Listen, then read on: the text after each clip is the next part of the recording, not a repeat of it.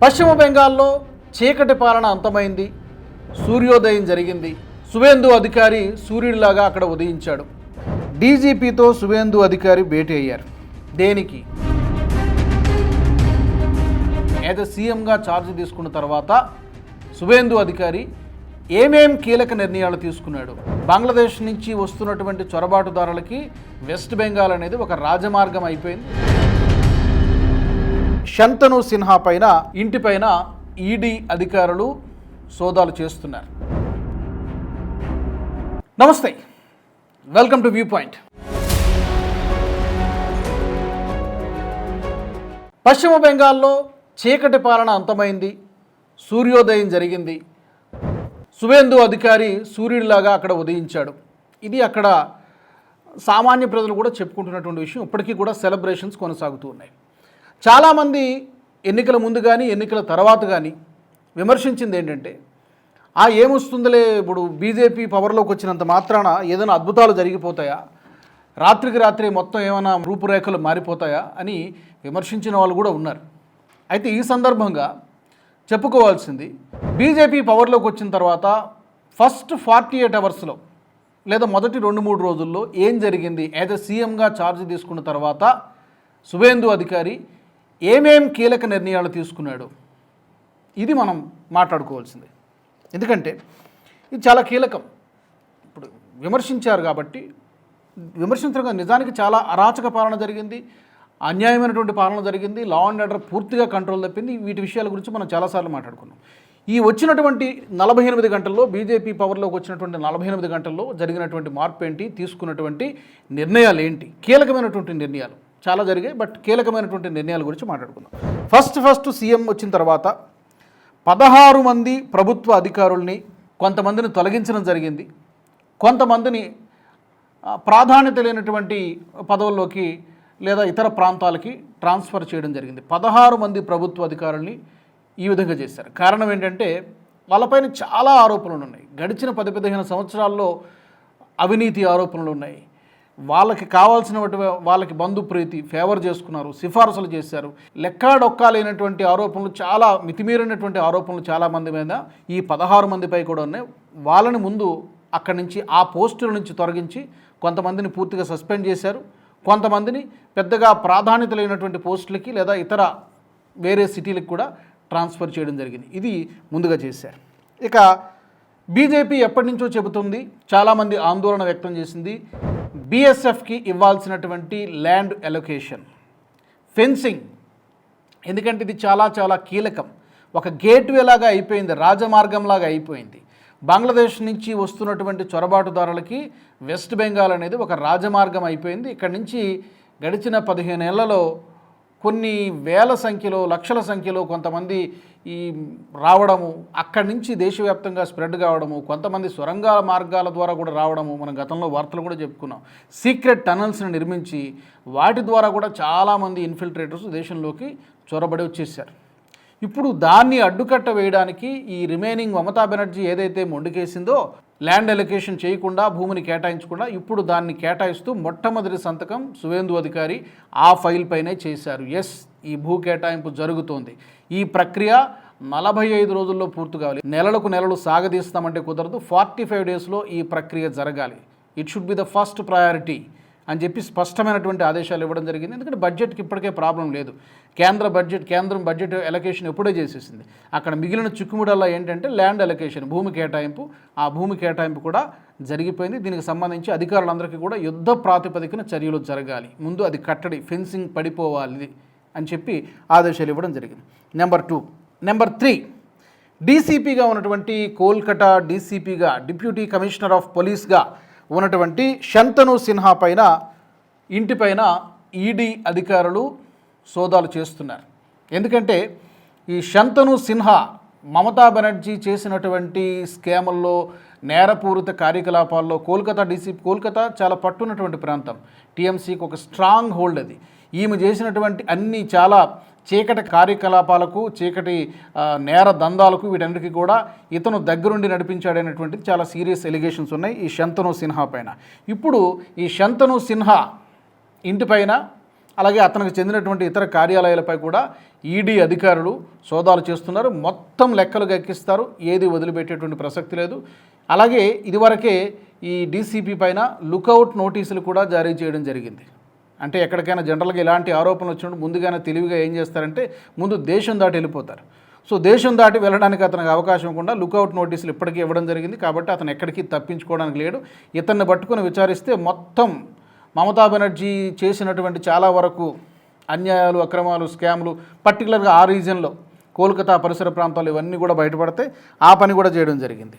తర్వాత ఏం చేశారు, డీజీపీతో శువేందు అధికారి భేటీ అయ్యారు.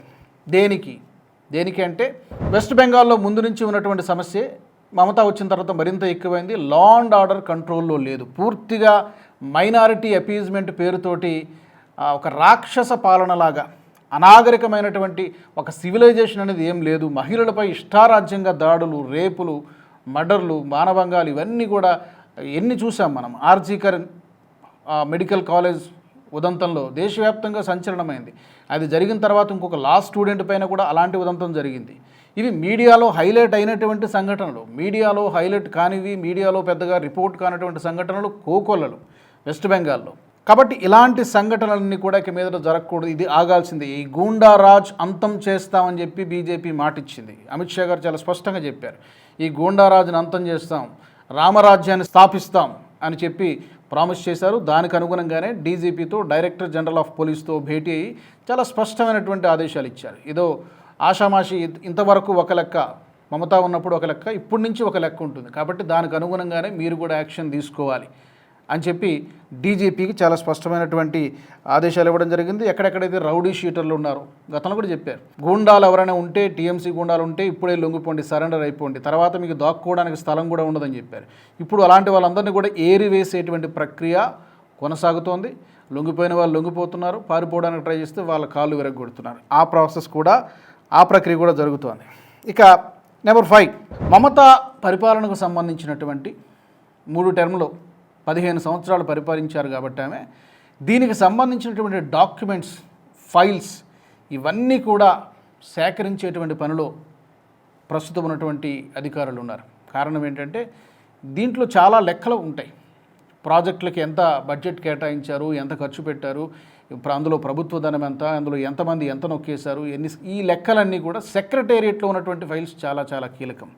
గతంలో మనందరికీ గుర్తునే ఉంటుంది, తెలంగాణ రాష్ట్రంలో బీఆర్ఎస్ నుంచి బీఆర్ఎస్ ఓడిపోయి కాంగ్రెస్ గెలిచినప్పుడు, ప్రభుత్వంలోకి వచ్చినప్పుడు ఈ పవర్ షిఫ్టింగ్ జరగడానికి లేదా కొత్త ప్రభుత్వం రావడానికి కొద్ది రోజుల ముందు అనుకుంటాను, సెక్రటేరియట్లో ఒక పెద్ద అగ్ని ప్రమాదం జరిగింది. చాలా ఫైల్స్ అన్నీ కూడా తగలబడిపోయినాయి, కాలిపోయినాయి. దాని మీద చాలా అనుమానాలు వచ్చాయి. సో అలాంటివి ఏమీ జరగకుండా, ఆ ఫైళ్ళు తగలబడ్డాలు, అగ్ని ప్రమాదాలు జరగకుండా కొంతమంది ఉద్దేశపూర్వకంగానే చేస్తారు. కాబట్టి అలాంటివి ఏమీ జరగకుండా, ఎందుకంటే ఈ ఫైల్స్ అన్నింటిని కూడా ప్రొటెక్ట్ చేయండి. ఈ పర్సనల్ కంప్యూటర్స్ కావచ్చు, లేకపోతే ల్యాప్టాప్స్ కానివ్వండి, పెన్ డ్రైవ్స్ కానివ్వండి, ఎక్కడెక్కడైతే డేటా ఉందో ప్రభుత్వానికి, అడ్మినిస్ట్రేషన్కి సంబంధించినటువంటి డేటా మొత్తం అంతా కూడా ప్రొటెక్ట్ చేయాల్సిందే. ఎక్కడ కూడా ఏ ఫైల్ కూడా మిస్ కావడానికి వీల్లేదు అని చెప్పి, ఎందుకంటే అది ఉన్నప్పుడే ప్రజల ముందు పెట్టడానికి ఉంటుంది, ఆధారాలు చూపించడానికి ఉంటుంది. లేకపోతే ఆధారాలు లేకుండా ఆరోపణ చేస్తే దాన్ని ప్రజలు హర్షించరు, దానికి ఏమి ఉండదు, చట్టపరంగా శిక్షించడం కుదరదు. సో అందుకని ఇవన్నీ కూడా, ఈ ఫైల్స్ మొత్తం, డేటా మొత్తం కావాల్సిందే అని చెప్పి ఆదేశాలు ఇవ్వడం కూడా జరిగింది. ఇక మిగిలింది ఆయుష్మాన్ భారత్ పథకానికి సంబంధించి, అలాగే ఇక్కడ ఇంతకాలం కూడా మమతా బెనర్జీ పట్టించుకోలేదు. ఆయుష్మాన్ భారత్ కేంద్ర ప్రభుత్వ పథకంతో పాటు మరికొన్ని ఇతర పథకాలను కూడా పశ్చిమ బెంగాల్లో మేము అమలు చేస్తాం అని కూడా ప్రకటించడం జరిగింది. డెఫినెట్గా ప్రజలకు, పశ్చిమ బెంగాల్ ప్రజలకు చాలా వరకు ఉపయోగపడుతుంది. ఇక మరొకటి, ఈ అక్రమంగా గోవుల్ని తరలించేటువంటి ప్రక్రియ, ఇది నిజానికి చాలా రాష్ట్రాల్లో ఉంది. మనం అన్ని చోట్ల చూస్తుంటాం. ఇక్కడ తెలంగాణలో కబేలాలకు తరలించడము, ఈ గోమాంసంని విక్రయించడము ఇల్లీగల్గా, ఇలాంటి వాటికి కూడా చెక్ పెట్టాల్సిందే అంటూ దానికి సంబంధించినటువంటి ఆర్డర్స్ కూడా డీజీపీకి ఇవ్వడం జరిగింది. తర్వాత ఈ మాల్డా, ముర్షిదాబాద్లో జరిగినటువంటి అల్లర్లకు ప్రధాన కారకులైనటువంటి టీఎంసీ నాయకులు షరీల్ షేక్, అలాగే యూసఫ్ షేక్, వీళ్ళిద్దరినీ కూడా అరెస్ట్ చేశారు. వాళ్ళ తాలూకు కొంతమంది అనుచరులను కూడా అరెస్ట్ చేశారు. మొత్తం గక్కిస్తూ ఉన్నారు. ఎందుకంటే వీళ్ళే ప్రధానమైనటువంటి కారకులు. పోస్ట్ పోల్ వైలెన్స్ కానీ, ప్రీ పోల్ వైలెన్స్ కానీ, వీళ్ళు చేసినటువంటి అరాచకాలు ఎవరు, ఈ షరీల్ షేక్, యూసఫ్ షేక్ అన్నీ కావు. వీళ్ళని పట్టుకొని కూడా బాగా వెతుకుతున్నారు. వీళ్ళ దగ్గర నుంచి కూడా కొంత సమాచారం వచ్చేటువంటి అవకాశం ఉంది. ఈ జరుగుతున్నటువంటి పరిణామాల వలన చాలామంది టీఎంసీ నాయకులు, చిన్న స్థాయి కార్యకర్తలు, కింది స్థాయి కార్యకర్తలు కూడా రామభక్తులుగా మారిపోయేటువంటి కలరింగ్ ఇస్తూ ఉన్నారు. వాళ్ళ ఇంటిపైన హనుమాన్ జెండా ఎగరేస్తున్నారు, రాముడు జెండా ఎగరేస్తున్నారు. నిజంగా మారితే మంచిదే కానీ బట్ నిజంగానే మారారా లేకపోతే పోలీసులకు భయపడి ఇలా చేస్తున్నారు? ఎందుకంటే గతంలో చాలా అల్లకల్లోలను సృష్టించారు. సెకండ్ ఫేజ్కి ముందు బారికేడ్లు వేయడము, హాస్పిటల్కి ముందు బారికేడ్లు వేయడము, గుడుల ముందు బారికేడ్లు వేయడము, ఇట్లా నానా రభస సృష్టించారు, అల్లకల్లోలం చేసేటువంటి ప్రయత్నం చేశారు. ఇప్పుడు వాళ్ళందరూ కూడా ఏదో కాస్త పరివర్తన వచ్చినట్టుగా కనబడుతోంది. పరివర్తన రాకపోయినా పరివర్తన తెచ్చేస్తారు, మార్పు ఎలాగో వచ్చేస్తుంది. ఎందుకంటే మొదలైపోయింది. పర్టికులర్గా యూపీ నుంచి ఒక పోలీస్ అధికారిని కూడా అబ్జర్వర్గా పిలిపించడం జరిగింది. సో అతను కూడా బెండు తీస్తారు, అందులో ఏం సందేహం లేదు. ఇది కూడా జరుగుతోంది ఈ ప్రాసెస్లో. అంటే 48 గంటల్లో ఇన్ని చేయొచ్చా? 48 గంటల్లో ఇన్ని నిర్ణయాలు తీసుకోగలిగినప్పుడు ఇంకా రాబోయే నెల రోజుల్లో, రాబోయే 6 నెలల్లో, రాబోయే 5 ఏళ్ళు ఎలా ఉంటుంది? ఆ కమిట్మెంట్ అనేది డెఫినెట్గా కనబడుతోంది. ప్రజలు మన పార్టీపై భరోసా, నమ్మకం ఉంచారు కాబట్టి దానికి తగిన న్యాయం చేయాల్సిందే, మార్పు తీసుకురావాలి. ప్రధాని మోదీ గారు కూడా పిలుపునిచ్చింది అది కదా. మనకు కావాల్సింది రివెంజ్ పాలిటిక్స్ కాదు, ప్రతీకారాలు మనకొద్దు, బదలావ్ అంటే మార్పు తీసుకురావాలి సొసైటీలో అనేటువంటిది ప్రధాని మోదీ ఇచ్చినటువంటి పిలుపు మేరకు ప్రస్తుతం యాక్షన్ ప్లాన్ అంతా కూడా జరుగుతోంది. ఒకటి ఫెన్సింగ్ చేస్తున్నారు, తర్వాత ఎక్కడున్నటువంటి వాళ్ళని కూడా గుర్తించేటువంటి పనిలో ఉన్నారు. ఎవరైతే సెటిల్ అయిపోయి ఉన్నారో అక్రమంగా, భారతీయ పౌరులు కాదు, వాళ్ళను కూడా గుర్తిస్తున్నారు, బయటికి డిపోర్ట్ చేస్తున్నారు, పంపిస్తున్నారు. అండ్ ద లాస్ట్ వన్, ఈ 48 గంటల్లో ఇంకొకటి ఏం జరిగిందంటే, చాలా కాలంగా మూతపడిపోయినటువంటి గుడులు, కొన్ని దాదాపుగా 10-15 సంవత్సరాల నుంచి మూతపడిపోయినటువంటి గుడులు, హిందూ ఆలయాలను కూడా నిర్భయంగా తెరుస్తున్నారు. తెరిచి మళ్ళీ అక్కడ మంత్రోచ్చారణలతోటి మళ్ళీ యథావిధిగా పూజలు జరిపించేటువంటి కార్యక్రమం కూడా జరుగుతోంది. చాలా టీఎంసీ నాయకులు, కార్యకర్తలు ఆక్రమించేసుకున్నటువంటి కార్యాలయాలు కూడా కొన్ని ఉన్నాయి. అంటే బీజేపీకి సంబంధించినవో లేకపోతే ఇతర కాంగ్రెస్ పార్టీ వాళ్ళు కూడా ఉన్నాయి అందులో కొన్ని. వాళ్ళు కూడా మళ్ళీ తిరిగి స్వాధీనం చేసుకుని వాళ్ళ ఆఫీసులు వాళ్ళు నడిపించుకుంటున్నారు. దానికంటే ముఖ్యమైనటువంటి ప్రక్రియ ఏంటంటే హిందూ ఆలయాలు, గుడులు కూడా తెరుచుకుంటున్నాయి. ఎప్పటి నుంచో మూతపడి ఉన్నాయి అవన్నీ కూడా. మళ్ళీ అక్కడ వేద పండితుల ఆశీర్వచనాలు ఇవన్నీ కూడా జరుగుతున్నాయి. ఇది ఒక మంచి పరిణామంగా కనబడుతోంది. మరి ఈ 48 గంటల్లో తీసుకున్నటువంటి నిర్ణయాలు, ఈ పరిపాలన పట్ల ఈ ఫస్ట్ రిపోర్ట్ పైన మీ అభిప్రాయం ఏంటి? ఇంకా ఏం చేస్తే బాగుంటుంది? ఇప్పుడు నేను ఒక 9-10 అంశాలు చెప్పాను, ఇంకా ఏమైనా మిగిలి ఉందా? ఇంకా చాలా ఉన్నాయి డెఫినెట్గా. తప్పకుండా మీ ఒపీనియన్ని షేర్ చేయండి కామెంట్ సెక్షన్లో.